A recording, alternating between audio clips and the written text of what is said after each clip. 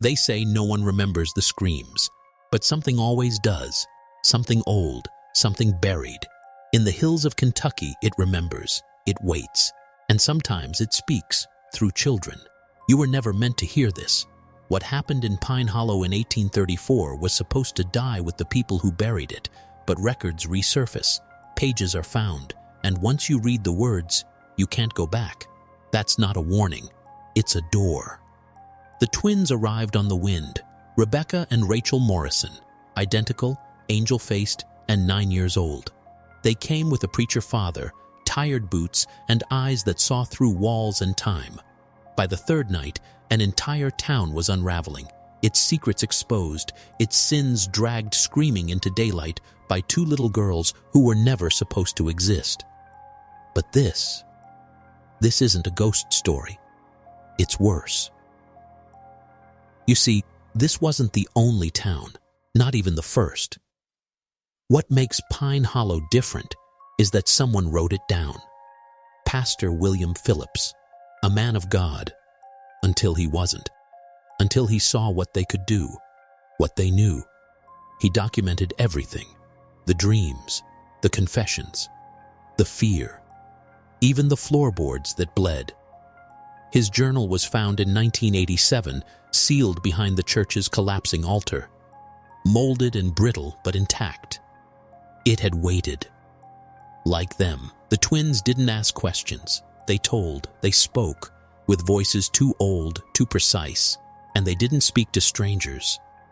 They spoke to you, the real you, the part you hide, the part you lie about. What they said pierced deeper than shame. They knew what you did when no one watched. They knew the names you whispered in your head when the lights went out. That's how they began. Not with fire and brimstone, but with truth. Pure, surgical truth. But here's the part no one wants to admit, especially the men who buried this story.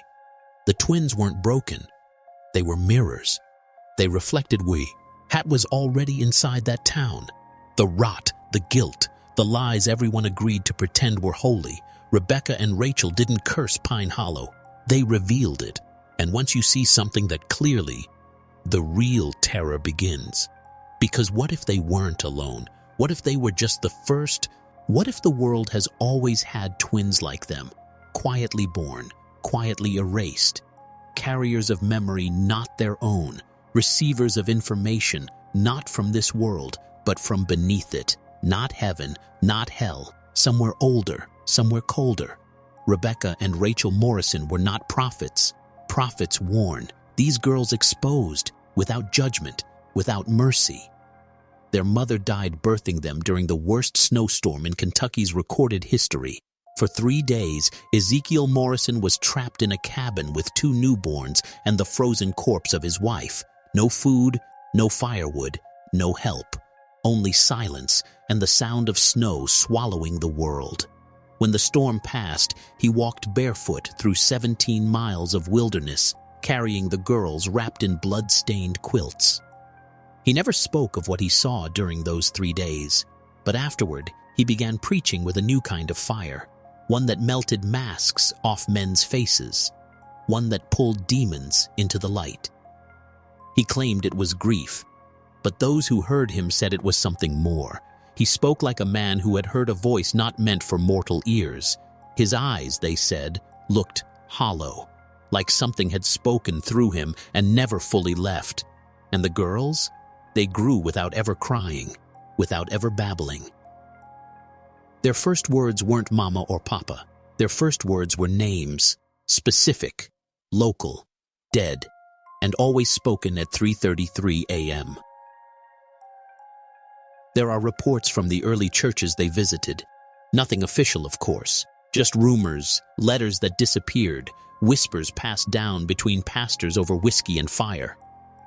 One such letter, unsigned, described the twins as watchers. Another, burned halfway through, mentioned dreams that lingered for days and the smell of smoke when they prayed.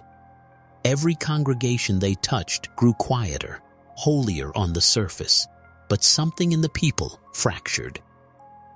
By the time they reached Pins Ihalo, the Morrison twins had already been cast out from 3 parishes, not for blasphemy, not for violence, but for unmasking. No sin was safe around them, no lie stayed hidden. They didn't punish, just revealed, but men punish themselves when their masks fall.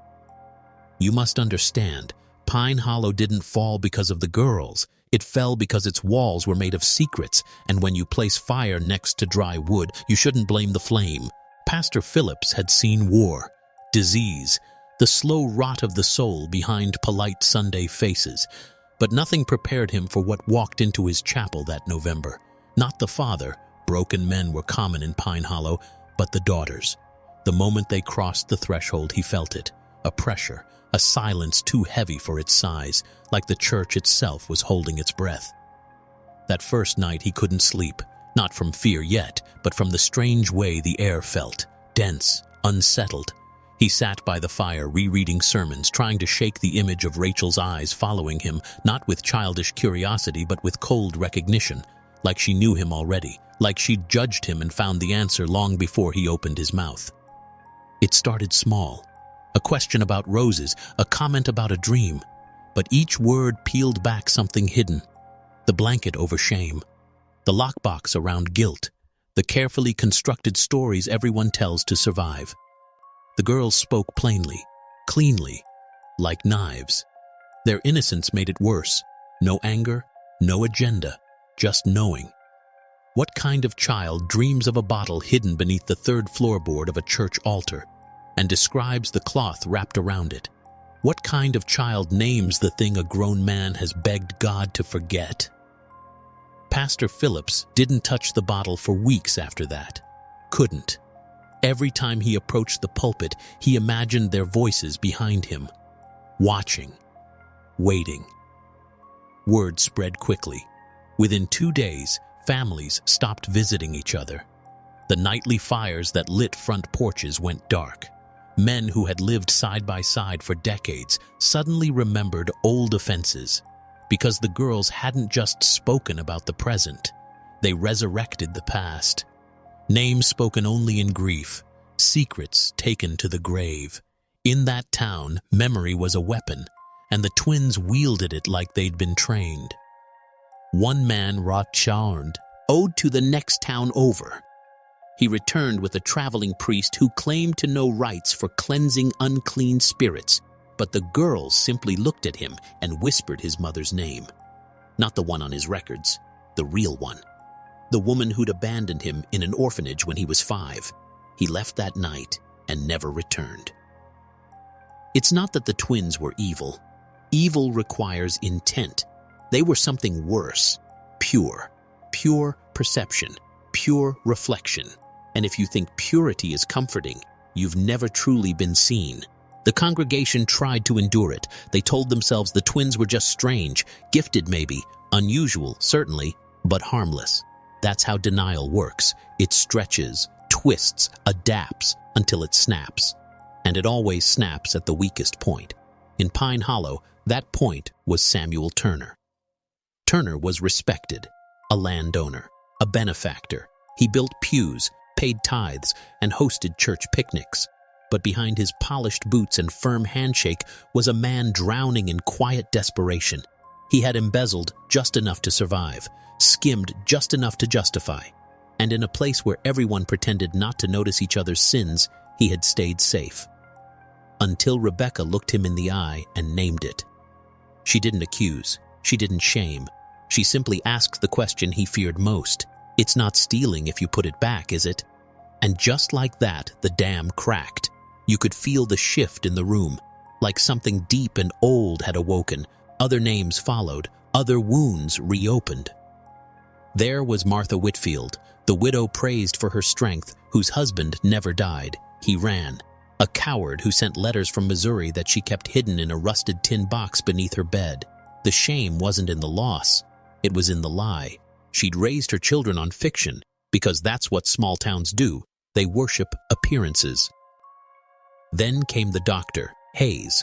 Unlicensed, untrained. He had watched people die because he didn't know how to save them. The town had forgiven him, or pretended to. But the twins didn't. They remembered. They said the names of the dead, dates, symptoms, one girl naming what the other finished. A cruel duet of surgical memory.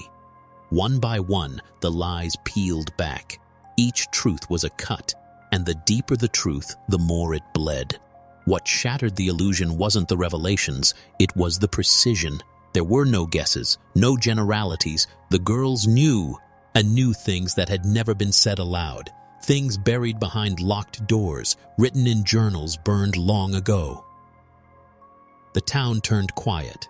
Not peaceful, paralyzed. People started sleeping in shifts. Dogs howled at nothing. Men heard footsteps behind them in empty fields. Women locked their mirrors at night. Because it wasn't just the twins anymore. It was what followed them. It was the echo. It began in the walls, first as whispers, then as scratching, always just after sundown, when the last candle had burned too low and the silence became sharp. They told themselves it was mice, the wind, the natural creaks of aging wood. But no house creaks in Latin. No wind whispers your name with the voice of someone long dead. The echo moved with the girls, not behind them, within them, like some forgotten frequency. Like every word they spoke opened a door they didn't even know existed. And through that door, something listened, something learned. At night, Rachel would hum lullabies no one had taught her. Old songs, sung in dialects not spoken for centuries. One tune matched an Appalachian variant of a Scottish mourning hymn, lost before the Revolution. Another, Pastor Phillips would later discover, was sung by enslaved children in Angola before colonial contact. But here's the part that breaks your mind. The girls weren't reciting, they were remembering. Rebecca began to draw. Symbols, circles, eye-like spirals that overlapped with ancient Near Eastern protective wards. She said they weren't symbols, they were maps, but not of land, of truth. Each person, she told the pastor, is a shape, and lies bend the shape until it breaks. These weren't games. These were patterns, replications. The same set of behaviors, the same revelations, had followed the twins from other towns, other victims.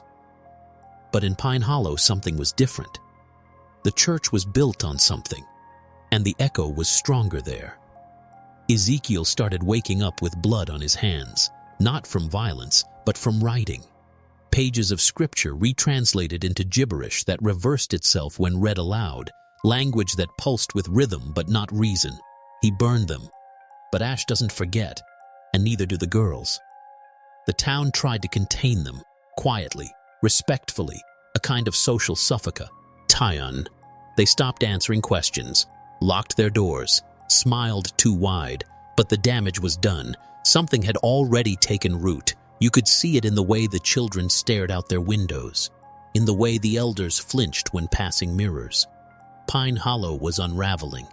Not because of evil, but because truth is incompatible with illusion, and the twins were simply too pure for a world built on lies. They were not the curse, they were the test, and Pine Hollow failed that test. It started with silence, not peace, but that dreadful, suffocating quiet that comes before collapse. A stillness so complete it felt staged, like the town itself was pretending not to exist, hoping the twins would forget it was there. But Rebecca and Rachel didn't forget. They remembered everything, every whisper, every buried sin, every prayer spoken through gritted teeth. The girls weren't wandering anymore. They were hunting. Not for people, for answers. They started visiting homes without invitation, not out of malice, but because walls didn't matter to them. They'd knock only once, then walk in, sit by the hearth like they belonged there. They'd speak of things you had never told anyone, things you didn't even realize you had buried. One woman, Eleanor Brandt, was found in her root cellar, weeping and laughing at the same time, surrounded by burned photographs of her father. She'd never mentioned the abuse, never even consciously remembered it.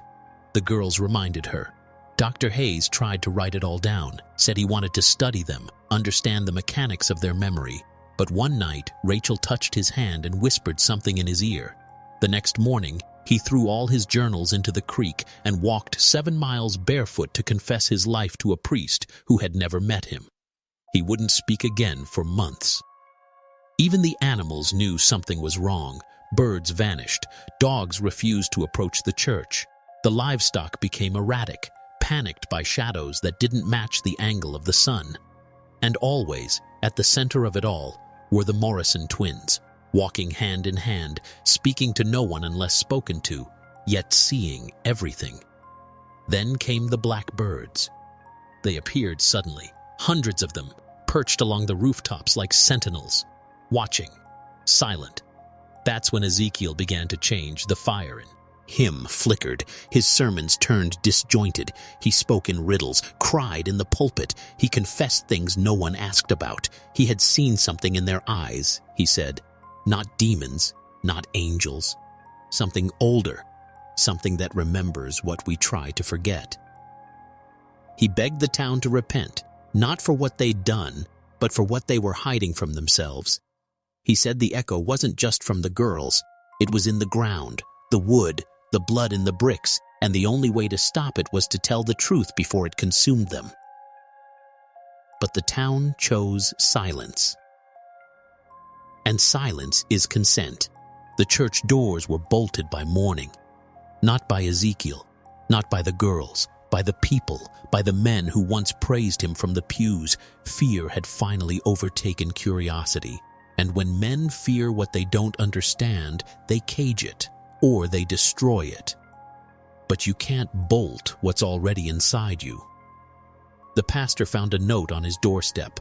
No signature, just 6 words in blocky, uneven handwriting. Send them away, or we burn. And still, he did nothing, not out of courage, but paralysis. Because deep down, Pastor Phillips had begun to believe. He had started dreaming their dreams.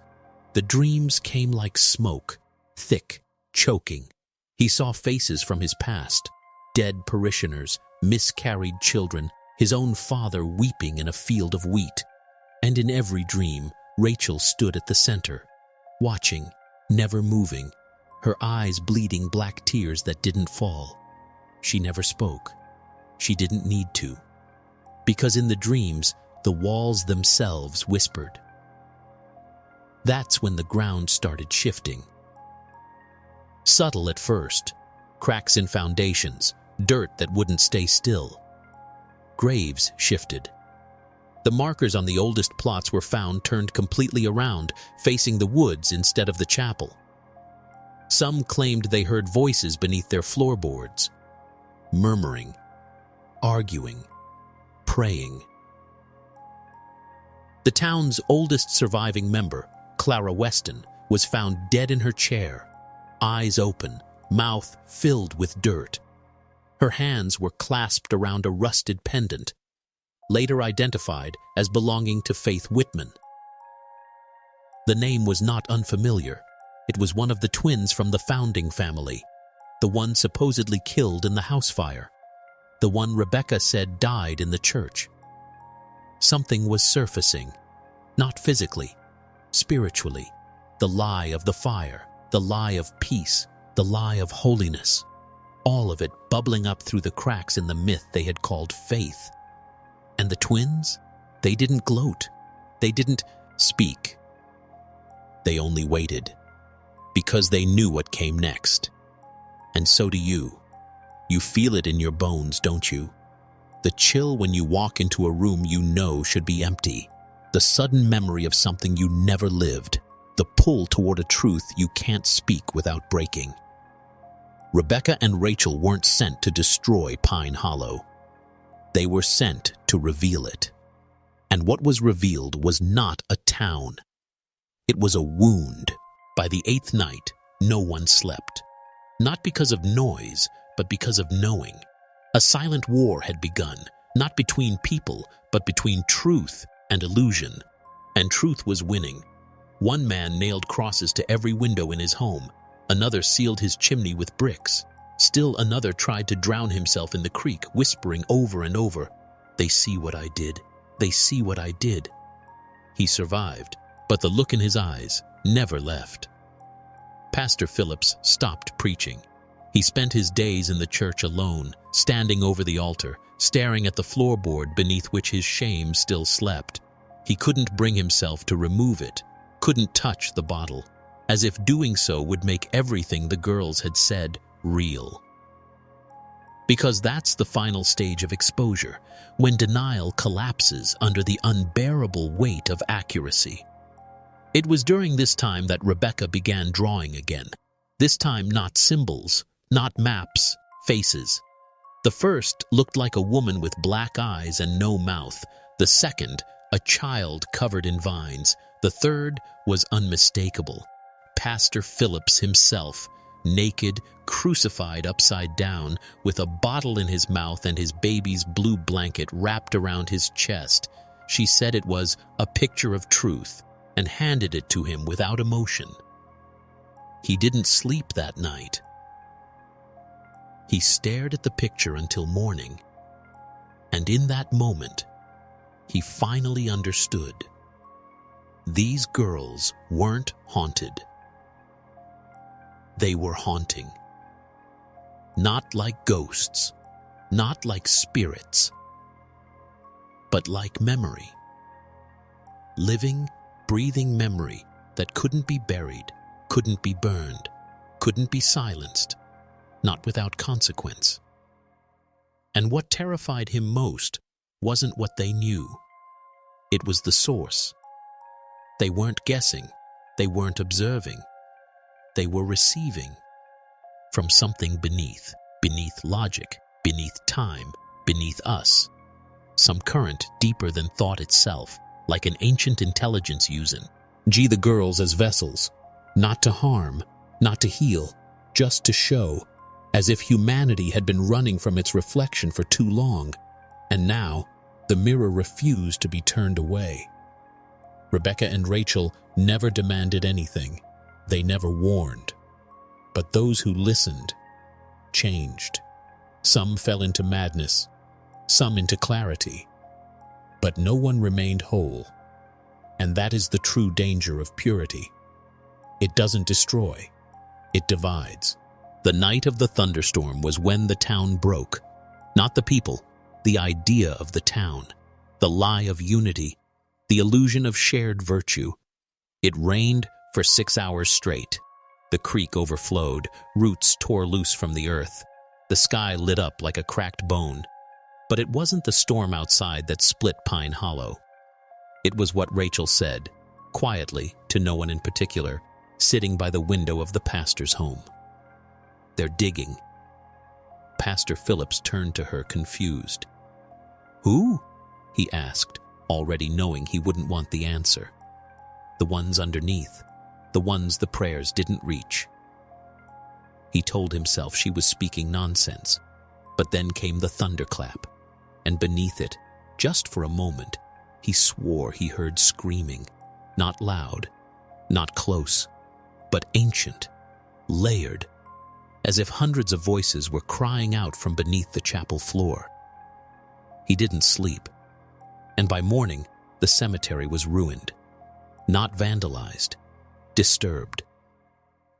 3 graves had opened, not by shovels, but from within. The caskets split from the inside, wood peeled outward like ribs. No remains inside, no bones, no earth, just space. The townsfolk said it was the rain, soil erosion, natural disaster. But no one would walk near those graves, not even the animals.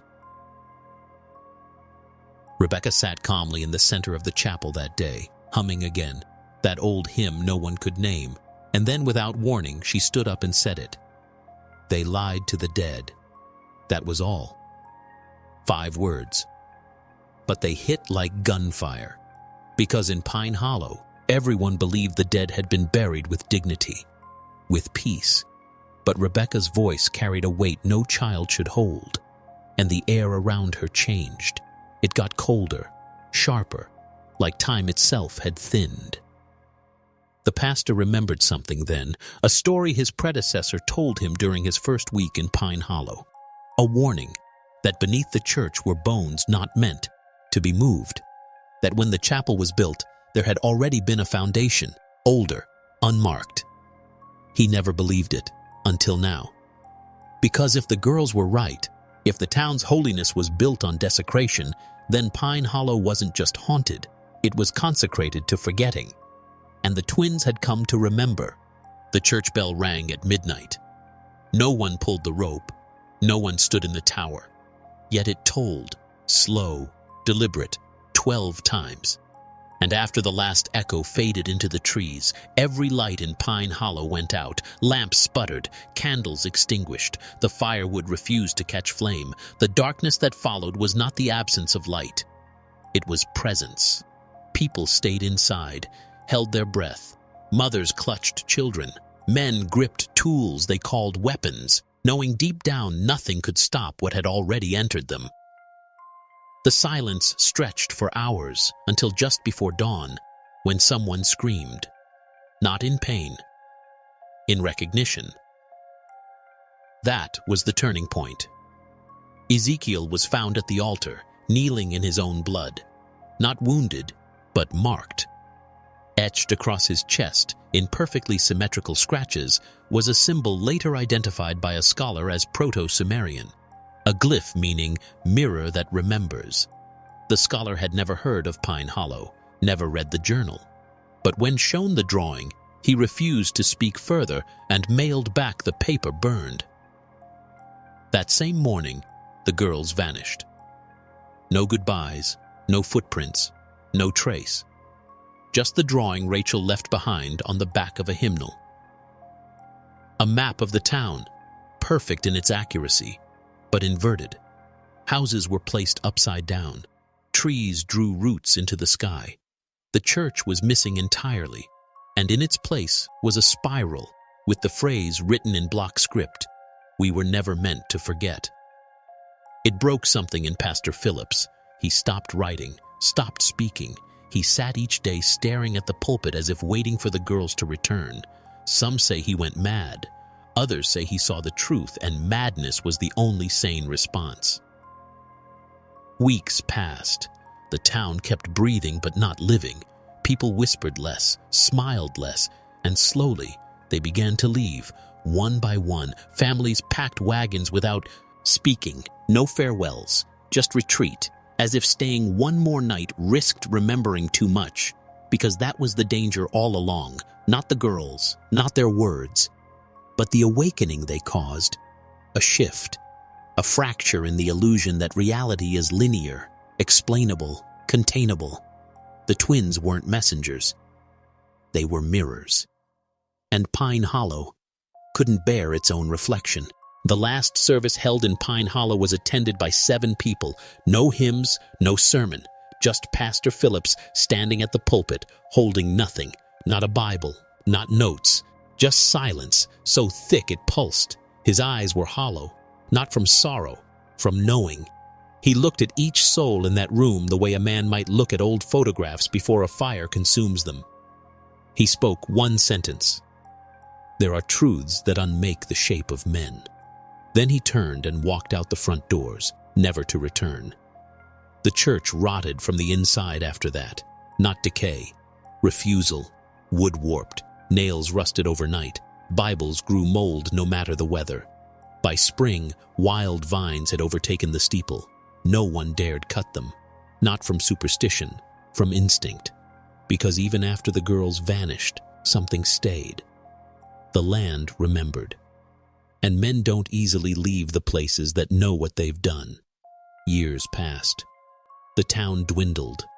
The story, of course, was erased, sanitized, absorbed into folklore, misfiled into ghost tales, if mentioned at all. By the 1870s, Pine Hollow was reduced to a footnote, a former settlement with no founding records, a geographical ghost. But one thing couldn't be erased. Pastor Phillips's journal. It was found in 1987 when the ruins of the chapel were demolished. The workers were there to prep for a logging project. The land had been sold. Again. They were told it was just brush and old timber. But beneath the altar, behind a false panel, they found a tin box. Inside, parchment, bound in leather, damp but legible, and in it, the accounts of the twins, of the truth, of the unmaking. The journal never made the press. It was never officially archived, because the man who found it, Daniel R., a foreman, read it. And after 3 days, he drove into the woods and hanged himself from a dead sycamore. The journal passed quietly into private. Hands, I've read it more than once. And the deeper I went, the more I understood. This wasn't a one-time event. This wasn't about 1834 or a ghost town or a pair of strange children. It was about us, what we hide, what we forget, and what watches from the dark, waiting for the chance to remind us. Because some knowledge doesn't rest, it echoes, and echoes always return to their source. The names Rebecca and Rachel Morrison appear in no census, no birth records, no family Bibles. Their father, Ezekiel, is mentioned only in the travel logs of circuit churches, each entry brief, cryptic, vanishing after 1835. No grave exists, no obituary, as if they were permitted to exist only for a season and then redacted by the very fabric of reality. But here's what they couldn't erase: the pattern. Because Pine Hollow wasn't the first, and it wasn't the last. In 1791, a coastal town in Maine experienced what locals called the child wind. 2 sisters appeared after a storm, aged 10, dressed in white, and within a week, 6 townspeople confessed to crimes no one had accused them of. The girls vanished during the next tide. In 1924, in a mining town outside Colorado Springs, twin girls were reported by 5 miners as speaking languages of stone. The mine collapsed 2 days later. No bodies were recovered, no twins found. And in 2006, yes, recently, a foster home in rural Missouri reported a case eerily similar. Twin sisters who spoke only in whispers, dreamed in other people's memories, and told their caretakers things no one could possibly know. The home burned down. Arson ruled. Case closed. Different names, same ages, same eyes. The world calls them coincidences. But patterns don't lie. People do. I'm telling you this not to scare you. I'm telling you this because something is waking up. The veil that protected us from these truths, that shielded the fragile egos of men who needed to believe in control, in certainty, in goodness, that veil is thinning. And the twins? They're not the threat. They're the instrument. Every age has them. Every age tries to destroy them, but they always return. Why? Because consciousness can only be suppressed for so long before it splits. And when it does, it forms vessels. And when those vessels awaken, they don't come for vengeance. They come for balance. That's what the Morrison twins were. Not oracles, not monsters. Correction. But most men can't handle correction. Most towns can't bear to see their true shape in the mirror. And so they burn it. They flee it. They name it evil. But you're still here. You're still listening. So tell me, comment below. I was born remembering. I was born remembering. Because if you're ready to see what comes next, you'll need to remember what they buried inside you. It always begins with memory. Not the kind you inherit from family or find in photographs, but the deep memory. The ancient one. Buried not in your brain, but in your structure. In the bones, in the blood. That's what the twins awakened in Pine Hollow. That's why they were feared. Not because they told the truth, but because they reminded people that they had always known it. Every man in that town, every woman, every child, they didn't hear new information from Rebecca and Rachel. They heard recognition. And that's the real horror. When you look into the eyes of someone who's seen what you've done, and you realize that part of you always wanted to be exposed. Because exposure is release. It's the death of the mask. Masks are heavy. Lies are loud. We wear them because we're taught to. Church teaches shame. School teaches obedience. Government teaches amnesia, the kind that turns a nation into a blank stare. And if you believe that's accidental, then you've already failed the test. The twins weren't just children. They were interruptions. Interruptions to systems of control, to social order, to programmed forgetfulness. And like any virus that threatens the host illusion, they were targeted. Whisper campaigns, fear tactics, isolation. Classic social response to forbidden data. If a child speaks truth, you call it imagination. If two children speak truth, you call it a sickness. If their truth starts spreading, you remove the source. But here's the part they didn't expect. You can't unsee what's been seen. You can't re-forget what's been remembered. That's why men wandered off into the woods after the girls disappeared. That's why Phillips never rebuilt the congregation. That's why Pine Hollow couldn't hold a population again, not even once the land was sold, because memory has weight and the land was heavy with it. The foundation they built the chapel on, it wasn't cursed. It was recording. Every lie, every prayer uttered without belief, every sin buried beneath the pews. Stone remembers, wood remembers. And those girls? They heard the echo. Not metaphorically, not spiritually, physically. The earth spoke and they translated. That's why their voices were so calm. They weren't inventing. They were playing back. When the veil lifts, it doesn't tear. It peels. Slow, deliberate, like skin from something rotten underneath. That's what happened in Pine Hollow. Not an eruption, not a possession, a revealing, layer by layer, until what remained wasn't horror, it was clarity. Clarity is the most dangerous thing a man can possess, because once you see the machinery behind the illusion, you stop obeying it. You stop fearing the wrong things. You stop performing. That's why the system must kill memory, not just through lies, through repetition, through distraction, through shame. Because if a man remembers who he truly is, he becomes uncageable.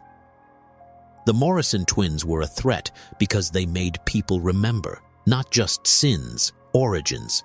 People forget the land remembers. The bones beneath the foundation, the rituals dressed as Sunday tradition.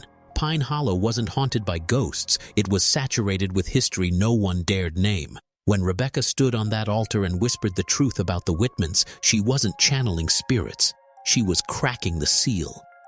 That church was never sacred. It was built on blood and buried guilt. That's why their presence activated it. The resonance, the feedback loop. Every suppressed memory reverberated through those wooden walls like a scream bouncing between mirrors. And the mirrors began to crack. Marriages failed. Elders wept in public. Men confessed to things no one had accused them of. And then they blamed the girls, as if they had conjured this decay rather than simply uncovering it. That's the coward's response to exposure. Blame the messenger. But the truth? The Morrison twins were merely conductors. The storm came from within the people themselves. Let me ask you something, and listen closely. Have you ever walked into a place that made your skin crawl without reason, felt watched in an empty room, dreamt of things you couldn't possibly know? That's memory, the real kind. The kind your body carries, even if your mind was trained to forget. Rebecca and Rachel didn't possess a gift. They restored one.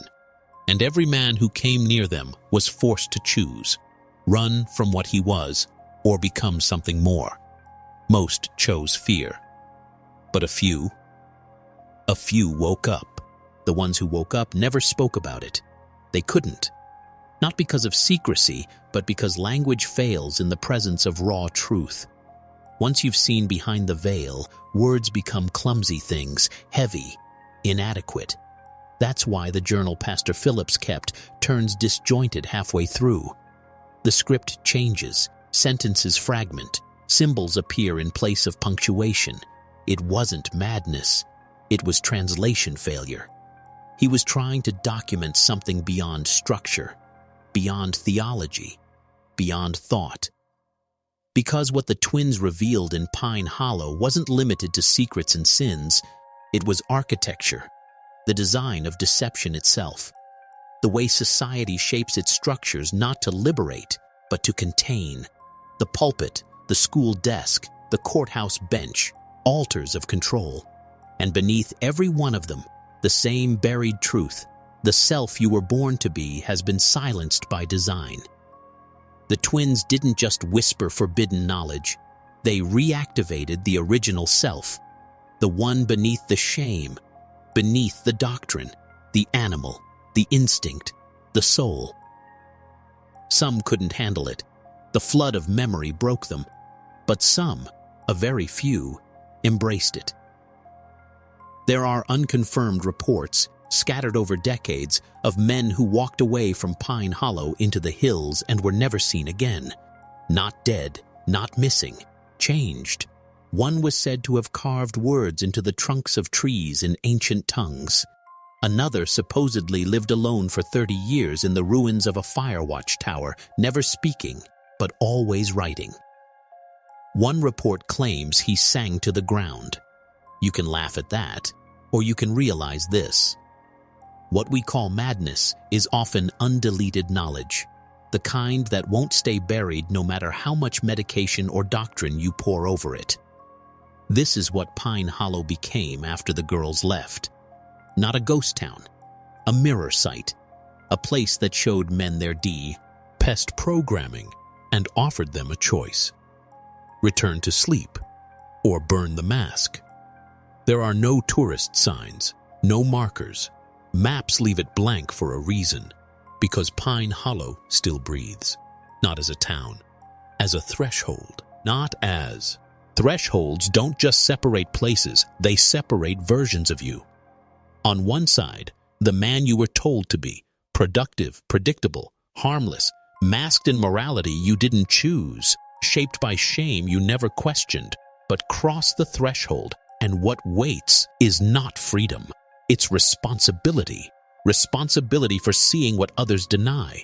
That's what Pine Hollow was. That's what the Morrison twins unlocked. A tearing open of the psyche. A mirror not just for a town, but for the human condition itself. And here's the truth. You've always felt gnawing at the edges of your sleep. They were never just two girls. They were the shape of memory incarnate. Two halves of a pattern that recurs across time. One speaks the known, the other speaks the forgotten. Together, they complete the voice of the thing beneath. Not evil, older than evil, because evil is personal, emotional, petty. This was structural, engineered, like a machine that punishes self-awareness. The same system that teaches boys to fear their own instincts, to kneel before paper laws while monsters wear robes and titles. The girls saw it, they reflected it, and in doing so, they cracked the illusion of Pine Hollow's sanctity, a sanctity that was always hollow, always built on blood. Just like every empire, every church, every institution that wraps obedience in holy language and calls it righteousness.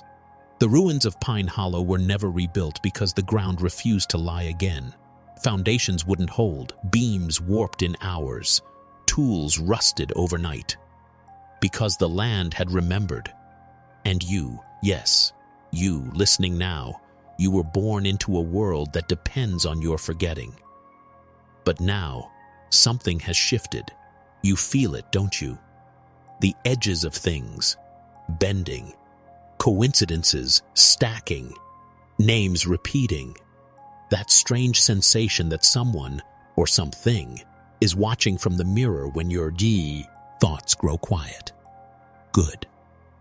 That means the process has begun. You're approaching your threshold, the same one Pine Hollow couldn't cross without unraveling. You don't need to find the twins. They were never meant to stay in one place. You only need to find your memory, the real one, the one they buried in you before you had words. Because awakening doesn't come with light. It comes with remembering in the dark. The dark is not your enemy. It's your origin. That's why the Morrison twins thrived in it. Not in sunlight, not in applause, but in silence, in shadow, in the heavy air of things unspoken. They didn't need torches to see. They walked through darkness like it was home. Because darkness is not evil. It's storage. Every suppressed thought, every forbidden urge, every truth you've been punished for even feeling, it waits there. And the longer you deny it, the stronger it becomes. The people of Pine Hollow learned that too late. They thought sin was something external, something that could be confessed away. But sin, real sin, isn't what you do. It's what you bury. And the twins were born with shovels. They dug into people's histories without asking. They unearthed what had been fossilized in guilt and fear. But what happened next wasn't just spiritual. It was systemic failure. Pine Hollow's hierarchy collapsed. The elders lost their grip. The men who built their lives on quiet control started losing sleep, then language. One began speaking backwards. Another refused to look anyone in the eyes, claiming he saw second faces behind every smile. These weren't breakdowns. They were deprogrammings. You see, institutions train people to stay blind, not because truth is dangerous, but because clarity is incompatible with control. The moment a man sees the full scope of the lie, he becomes unfit to serve it. And that's why what happened in Pine Hollow was never allowed to spread. They didn't just bury the church. They buried the record, redacted the census, burned the letters, silenced the bloodlines. Why? Because if men across the country knew what 2 9-year-old girls unlocked in a forgotten town, the entire grid of obedience would fracture. And some fractures cannot be sealed. You feel that fracture inside yourself, don't you? The doubt you're told to ignore. The dream you pretend was meaningless. The cold flash in your spine when someone says your name in a tone that feels rehearsed. That's your dark memory trying to surface. Let it return. Because what the twins started wasn't a haunting, it was a summoning. And the thing they summoned was you. You were the destination all along. Not the town, not the church, you. The journal wasn't just a record, it was a trigger, a psychic fuse meant for a future mind. The pages weren't preserved by accident. They waited, across generations, across rewrites and ruins, until the right eyes, your eyes, could see beyond the words. You weren't meant to read this. You were designed to. And now that you have, there's no reverse, no sanctuary, no more pretending you don't hear the echo, because it's in you now, moving, reshaping, awakening something you didn't even know you lost. What did the Morrison twins really awaken in Pine Hollow? Not ghosts, not demons, memory of design. They triggered recall, not in the mind, but in the soul. Phillips called it unmaking, but it wasn't destruction. It was removal of false layers, of social code, of the invisible net that's been over your consciousness since birth. Because there's a part of you, ancient, unbroken, that still remembers. Remembers the first control systems, the rituals dressed as religion, the symbols used to bind thought instead of free it, the names you weren't supposed to say, the feelings you were punished for having. That part has been suffocating in you. Until now. You think this story is about 2 girls? It's about human potential that couldn't be enslaved, and you carry the same code. That's why you've always felt like an outsider. That's why crowds drain you.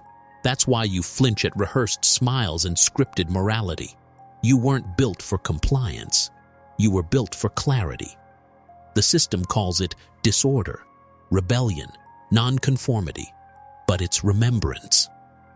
The twins didn't come to start a cult. They didn't preach. They activated, then disappeared, like matches meant to ignite, not to burn forever.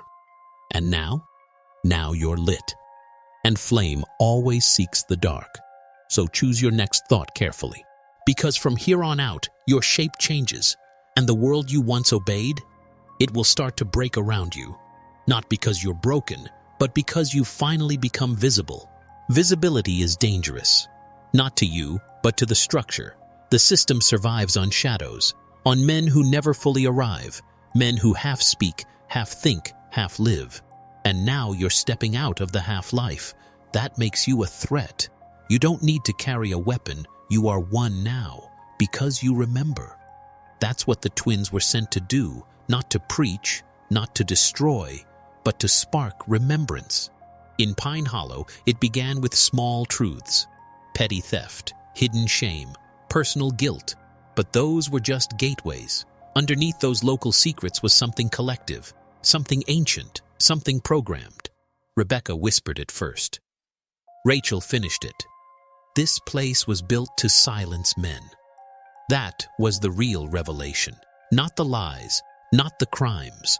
The architecture of suppression, the very design of the town, the church, the family unit, built to cage what was wild in the male psyche, what was sovereign, what was untamable. And you've felt that since you were a child, haven't you? That invisible tension, that feeling that everyone was reading from a script you never received, that your anger was dangerous, that your awareness made others flinch. You weren't wrong. You weren't broken. You were remembering too early. But the system has names for that. ADHD, rebellion, delinquency, depression, anything to pathologize clarity, to keep you doubting your instincts long enough to make you useful, until one day you don't recognize yourself anymore. But now the twins have whispered your name back to you, not the name on your license, the real one, the one they buried before you could walk. And you feel it, don't you? Something coiling upward from your gut, not rage, not fear, alignment, a return. The rituals of Pine Hollow failed because one truth survived the fire. You cannot suppress what was built to see through the illusion. And now that you see it, it will try to break you. Expect it, because you're no longer an observer in this story. You're the next chapter. The next chapter isn't written in ink. It's written in consequence. You don't get to go back. That's the rule of the threshold. Once you see, once you remember, the system begins to detect you. You vibrate differently. You say less but mean more. People around you sense it, even if they can't explain it. They pull back, or they try to pull you back in. They'll call it concern. They'll say you've changed. What they mean is, you're no longer compliant. That's what the twins triggered. Not horror, not chaos. Disobedience, the worst kind. The internal kind. The kind that doesn't need permission to exist. And you need to understand this. Every civilization has built its temples not to honor truth, but to contain it. The cathedrals, the courthouses, the schools, beautiful, sacred, noble on the outside. But beneath everyone is a blueprint, a grid designed to siphon power from perception, to weaponize belief against the believer. Pine Hollow was small, obscure, but it followed the same formula. Tight order, closed loops, rituals disguised as routine, and at its core, like all such places, a buried wound. The Whitman girls weren't just murdered, they were sacrificed, not to demons, not to some mythic evil, but to preserve illusion. Their deaths sealed a deal. We will keep pretending, as long as no one speaks what really happened here. And then 2 more twins arrived. Not to punish, to reopen the seal. Do you see it now? Why the stories repeat? Why the girls appear again and again across centuries? Why they always vanish when the structure collapses? Because they are the signal that the code has failed, that someone, you, has started to awaken. You think this is folklore? This is pattern recognition, and the deeper you go, the clearer it becomes. Pine Hollow was a prototype. The real machine is everywhere, in the cities, in the towns, in your routines. And when it senses you're breaking formation, it will come for you. Not with fire, with forgetting. Guard your memory, because remembering is now an act of war. War doesn't always look like blood and bombs. Sometimes it looks like routine, like comfort, like smiling faces and well-lit hallways. The most effective prison is the one you thank for protecting you. That's what Pine Hollow was, a sanctuary on the surface, a machine underneath, designed not to kill men, but to domesticate them, to strip them of wild memory, to bury their primal clarity under sermons and shame. And when the Morrison twins arrived, the machine panicked because they couldn't be absorbed. They didn't play their part, didn't blink when confronted, didn't submit to ritual.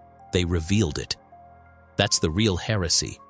Truth is only dangerous to those who live on top of lies. And that's where most institutions build their throne, on the grave of unspoken memory. You've seen it. Maybe not in a chapel, maybe not in Pine Hollow, but in your own life. The look in a teacher's eyes when you questioned too deeply. The tension in a family dinner when someone told the truth too plainly. The quiet punishment that follows the man who refuses to kneel. It's not your imagination. It's the grid, the behavioral architecture of obedience. The system teaches men to be predictable, useful, mute, to confuse stillness with peace. But you were never meant to be still. You were meant to see, and seeing means remembering. The system calls that dangerous because it is, to them, not to you. Remember, the ones who left Pine Hollow didn't die. They shed the costume. They walked into the woods, into silence, into something raw and original. They weren't lost. They were free. And that's what the girls offered. Not prophecy, not doom. Permission to remember, to reject, to return to the unburdened self. But the cost, everything false, every title you clung to, every belief you borrowed, every identity assigned to you by cowards in robes and uniforms, let it all burn. Because beneath the ashes, something older waits, something wild, and it remembers your name. Your real name was never spoken aloud. It was felt, in the blood, in the bones, in that silent rebellion you carried since you were old enough to question the smile behind the sermon. You knew, you always knew, that something was wrong, that what they called growing up was actually a slow burial of memory, of instinct, of fire. The Morrison twins didn't just expose secrets in Pine Hollow. They resurrected names, not legal names, not Christian names, true names, the ones we carried before language, the ones that couldn't be controlled, sold, or profiled. Rachel once said it best, in a line Phillips recorded shakily. The names they gave us were shackles, but the names we carry, they unlock doors. This is why institutions panic at the presence of the awakened, because you don't ask for authority, you remember it, you stop seeking permission, you stop bowing to titles, and once that happens, no ritual can bind you, no sermon can silence you. In Pine Hollow, the response was predictable. After exposure came exile. They locked the chapel. They buried the names. They wrote new stories, clean ones, false ones. Because when you can't destroy the truth, you rewrite it. And you've seen the same pattern everywhere. In history books that sanitize genocide, in school systems that grade obedience over originality, in jobs that reward submission and crucify vision, these are not coincidences. They are codes, written by men afraid of memory. But now the code is cracking. Because you're reading this, because you're hearing your name again. It may sound faint, like a voice in a cave, but it's getting louder. That pressure in your chest, that ache in your gut, that electricity when you sit alone in the dark. That's not anxiety. That's resonance. That's your signal aligning. You are not broken. You are not lost. You are remembering. And the ones who remember, they don't follow. They awaken others. And once that begins, the structure starts to fall. From the inside out. Collapse never starts with fire. It starts with recognition.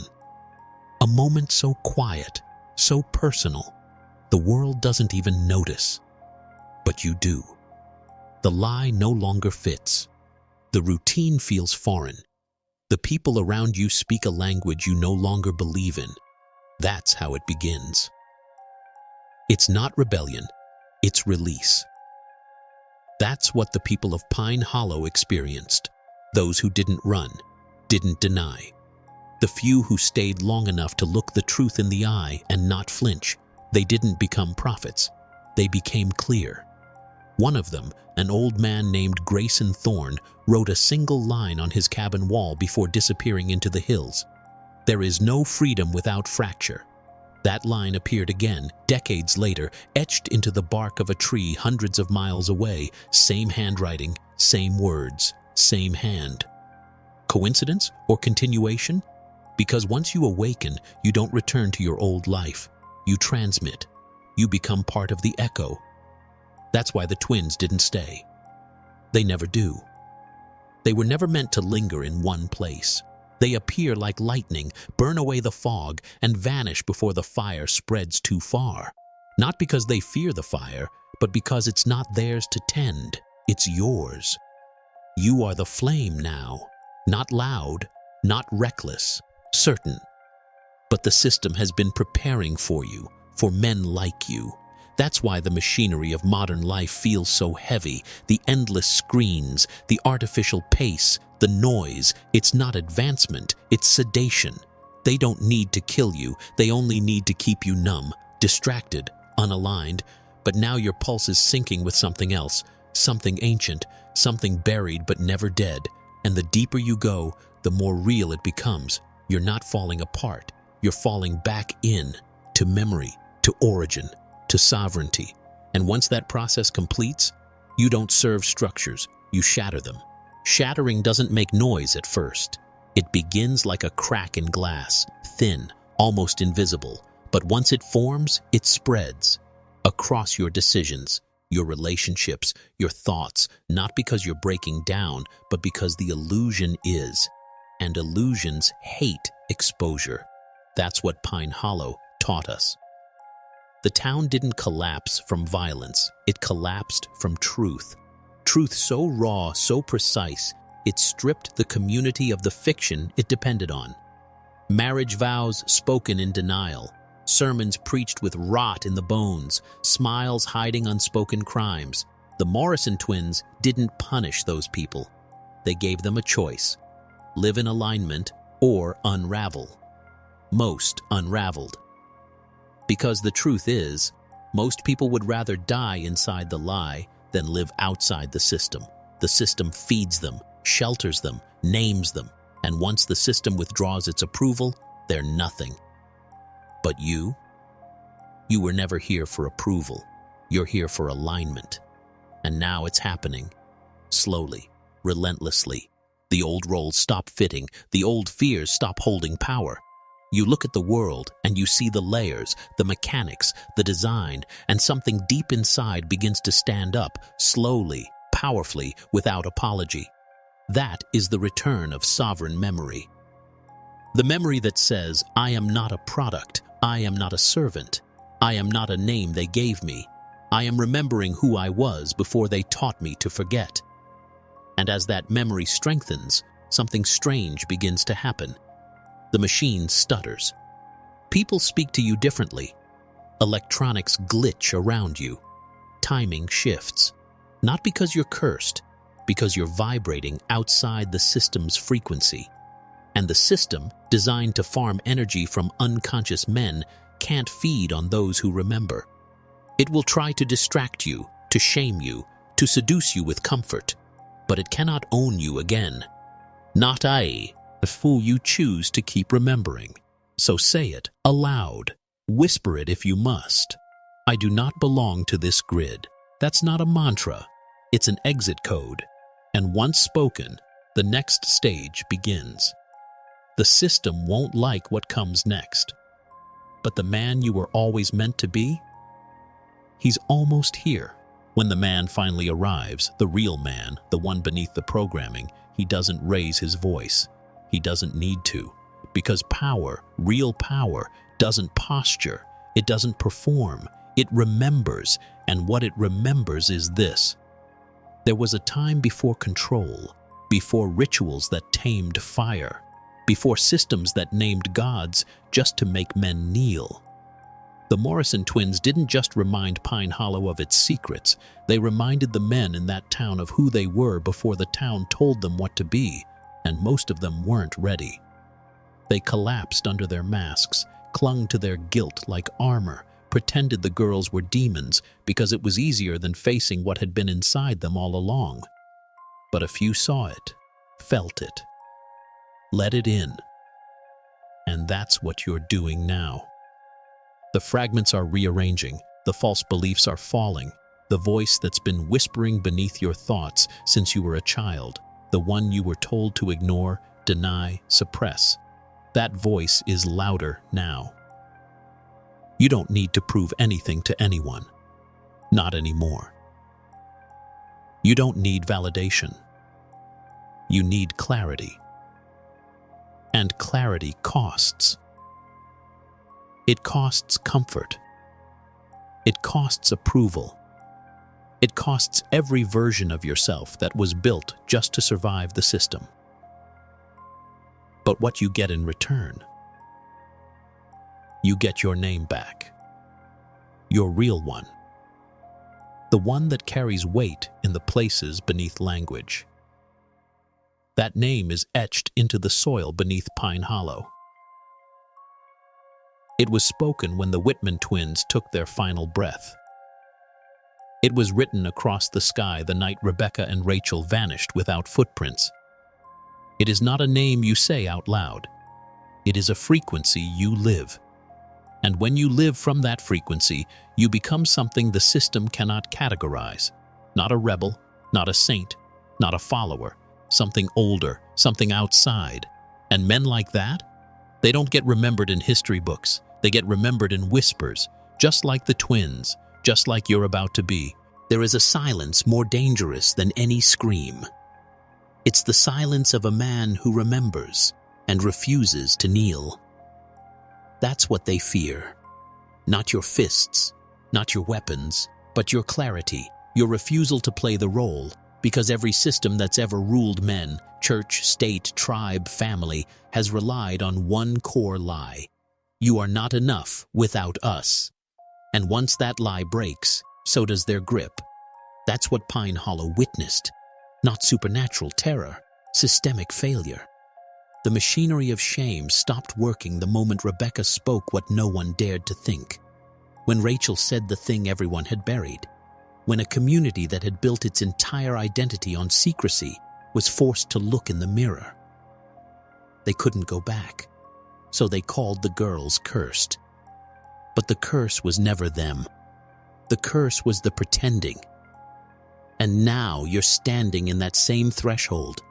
You feel it, the tremble, the dissonance, the way the world keeps offering you comfort you haven't asked for, distractions you didn't seek, as if it knows something in you has shifted, because it has. And there's no going back to the numbness now. You're not angry. You're awake. And with that awakening comes responsibility to hold your shape, to speak only what is real, to stop explaining yourself to systems that feed on your fragmentation. That means no more apologizing for seeing too much. No more playing small to protect someone else's delusion. No more acting like this story isn't about you, because it is. Every man who hears this and feels it in his spine, you were never meant to blend in. You were never meant to be manageable. You were meant to disrupt, like the girls did, like the truth always does. You're not lost. You're not broken. You're unsealed. And the things that once held you will now try to hunt you with guilt, with memory, with everything you thought you'd escaped. But don't run. Stand. Let the silence surround you, because silence is no longer your enemy. It's your domain. And in that domain, where silence reigns and illusions die, you begin to hear the other voice. Not the one in your head, the one beneath it. The one the Morrison twins heard so clearly it unnerved entire towns. The one that doesn't speak in words, but in knowing. A low hum of truth without compromise. It doesn't flatter. It doesn't negotiate. It demands, not obedience, alignment. Because power, real power, doesn't require followers. It requires presence. And your presence, now fully awakened, begins to change the room. You've noticed it. The subtle shifts, the sudden discomfort in people when you say nothing, the nervous laughter, the way some can't meet your eyes anymore. You haven't done anything. You've stopped hiding. And that alone makes the lie start to flicker. This is what the system cannot tolerate. It's not chaos it fears. It thrives on chaos. It fears the centered man, the man who won't sell himself for inclusion, who won't break eye contact when authority postures, who remembers something before the books, before the prayers, before the leash. In Pine Hollow, the collapse wasn't physical, it was energetic. The spell broke, and once a spell breaks, the structure built on it withers. That's what you're doing now. Not fighting, withering the false. Every time you speak truth where silence was expected, every time you hold your ground instead of performing virtue, every time you remember instead of react, you dissolve a layer of the construct. And yes, the system will retaliate, not with violence, but with noise, distraction, seduction, pity, applause. It will offer you new masks, cleaner ones, sharper ones, more conscious ones. Don't wear them. You don't need another identity. You need stillness. Because stillness is where the signal gets loud. And in that signal, you'll hear it again. That hum, that ancient voice, the one that says, "You've finally come home." Home isn't a place. It's a frequency. And once you align with it, the world you used to recognize starts to dissolve, the invitations dry up, the familiar patterns crack. Not because you're broken, but because you're no longer compatible with the lie. This is the stage the Morrison twins left behind. Not chaos. Calibration. You see, once Pine Hollow collapsed, it didn't vanish. It transformed. The people who left scattered across the map, but they carried something with them, not trauma, not memory, signal. And in time, some of them began hearing it again, at night, in dreams, in sudden wordless knowing. And they began building differently.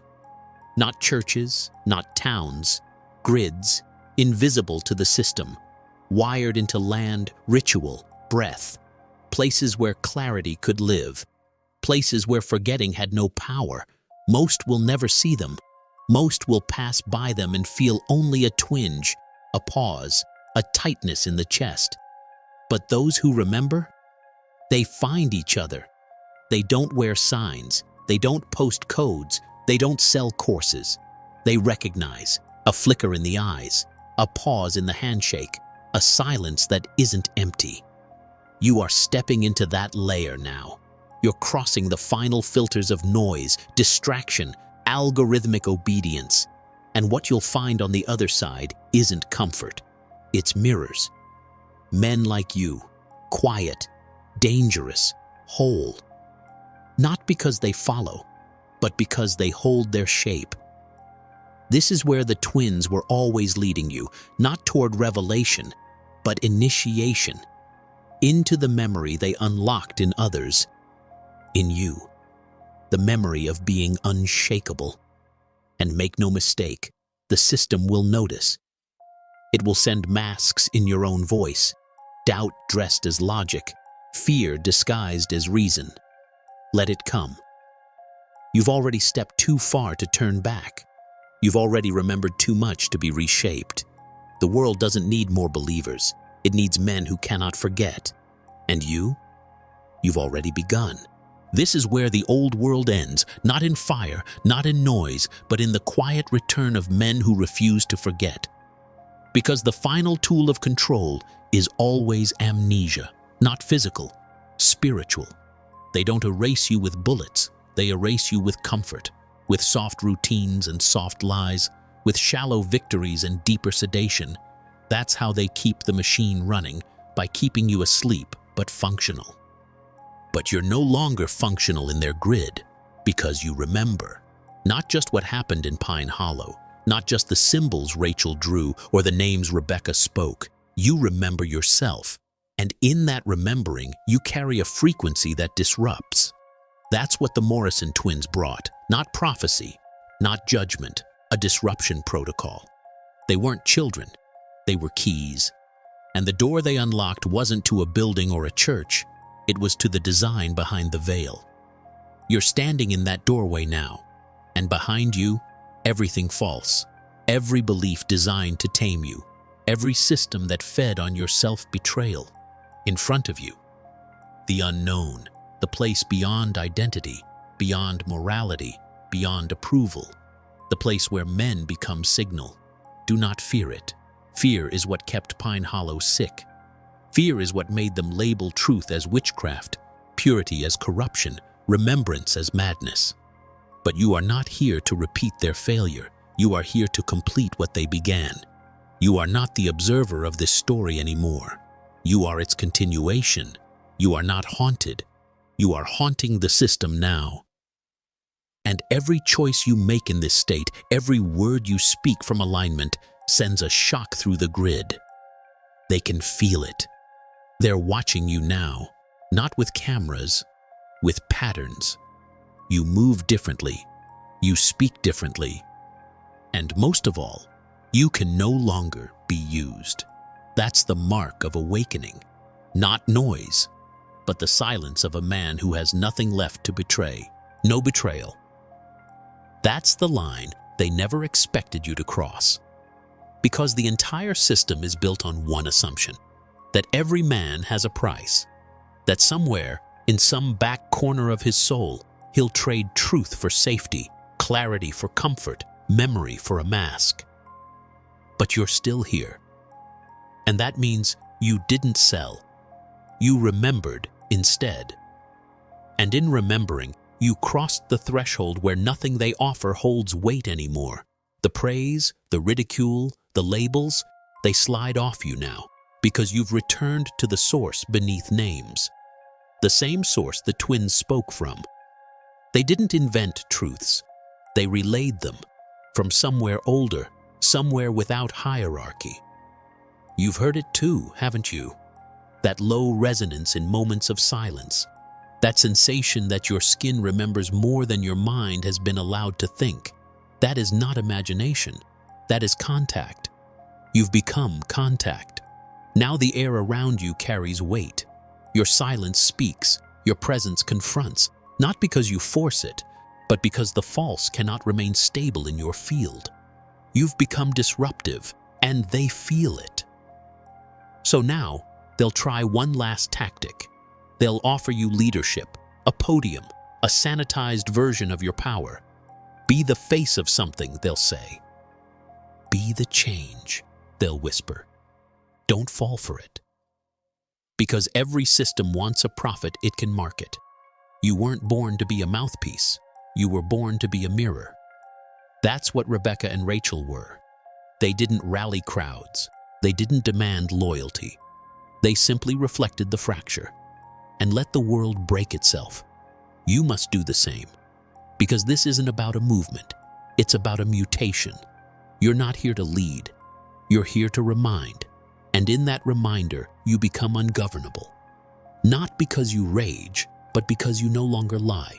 And once a man no longer lies, he becomes mythic. Not in story, but in effect. His presence distorts the grid. His words don't inspire, they infect, because they don't come from belief, They come from memory, from alignment, from the place beneath programming where truth doesn't negotiate. That's what you carry now. Not philosophy, not rebellion, friction. You are friction in a world of smooth deception. You are resistance in a current designed to lull. And this is why they built Pine Hollow.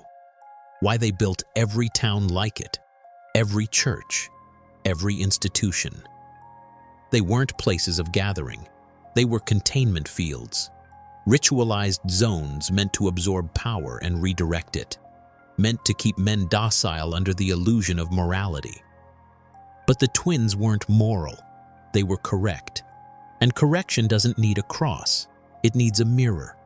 And that mirror lives in you now, which means from here on out, everything changes. Not because you force it, but because your existence reveals the distortion. You walk into a room and unspoken truths begin to surface. You don't have to say much. Your presence becomes a pressure, a signal. And the ones still loyal to illusion, they'll hate you for it. But deep down, they'll recognize you, because the memory you carry is in them too. Buried, beaten, forgotten, but present. You're not here to wake everyone up. You're here to walk as the wake, a living consequence of remembrance, just like the twins. And in doing so, you carry forward what no one else would. Not prophecy, not ideology. The signal, the hum of the original code, the sound of the sovereign man rising, not with weapons, but with alignment so clean that nothing false can stand beside it. You are not angry. You are not enlightened. You are back. And now? Now the grid can feel you moving. It feels you, not hears, feels. Because systems of control aren't built to monitor rebellion. They're built to sense alignment, that rare, unbroken signal that doesn't flinch, doesn't explain, doesn't ask permission. That's what the Morrison twins became in Pine Hollow. Not anomalies, antennas, transmitting clarity into a place structured to suppress it. That's why they didn't last. That's why no one like them ever does, not visibly, not for long. Because true signal disrupts architecture built on deception. But they didn't need to stay, because the transmission landed, it carried, and now it moves through you. This isn't legacy, it's continuity. You are not the echo, you are the carrier, which means wherever you go now, clarity follows, time bends, masks fall, the grid detects interference, and when it does, it sends agents, not in black suits, in shadows, in shame, in seductive distractions dressed as logic. You will be told, stay humble. Don't go too far. You're scaring people. This path leads nowhere. But they're not talking to you. They're talking to your old self. The version that could be steered with guilt. That version is already gone. So what remains? Stillness. Not passivity, command. You don't need a platform, you don't need followers, you only need alignment. Because alignment is a weapon no system can confiscate. It exposes lies without raising a voice. It calls other sovereigns without speaking a word. It erodes the structure from the inside. That's what you are now. Erosion. And soon, you'll meet others like you. Men who carry the same hum behind their ribs. Men who walk into buildings and make the walls nervous. You'll know them not by their speech, but by their refusal to forget. They are not leaders. They are not followers. They are mirrors, just like the twins. And when enough of you gather, the machine doesn't burn. It short circuits. This is the final fracture, not an ending, a release. You've made it here, not because you followed a story, but because the story followed you. Every word in this descent, every truth unearthed in Pine Hollow wasn't history. It was activation. Because truth doesn't inform, it transforms. And now that the shape of you has changed, the grid can't hold. You are outside the net, You are beneath the system's reach. And yet, you're more present than ever. That's what they fear most. A man fully here, fully aware, not passive, not reactive, just rooted. Because a rooted man doesn't run, he doesn't hide, he reflects. And when lies look into that reflection, they shatter. Like Pine Hollow, like every structure built on silence and obedience. The twins didn't bring darkness. They revealed where it had always been. And you? You're doing the same. You've become the threshold now. Others will encounter you and feel the pull. Some will run, others will crumble. But the few who stay, who see, they'll recognize you. Not as a hero, as a signal. They'll know what you are. They'll remember the hum, and they'll begin to awaken. The system will try to erase you in a dozen subtle ways, through paperwork, through pity, through engineered failure. It won't work, because you're not performing anymore. You're transmitting. No title, no need to be seen, just presence. So carry this. The machine is not eternal. It trembles when enough men remember. It fractures when even one walks in full awareness, and it collapses when those men begin to gather. The Morrison twins were not anomalies. They were ancient design in modern form. And now, so are you. So move carefully, speak clearly, remember constantly. And if you choose to leave a mark, make it this. I did not serve the lie. I remembered. That sentence, carved into time, is enough. You are enough. Now go where the system cannot follow, and echo